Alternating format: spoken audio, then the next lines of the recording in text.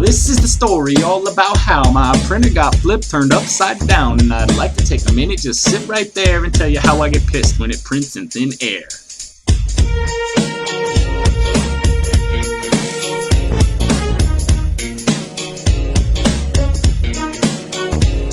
Best printed out with the PLAs. With my printer is where I spend most of my days. Filament maxing, relaxing, all spooled, and I'll remove the model once it's all cool. But in the middle of a print, it was up to no good. Started doing things I didn't know it could. I gave it one little bump and the printer got scared. The nozzle moved over and tried to print in thin air.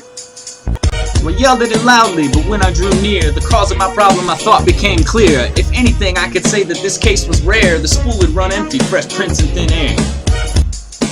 I pulled up what was left in the Bowden tube, and I yelled at my printer so much for that sensor. Looked at my printer and the anger was there. It should be thrown for trying to print in thin air.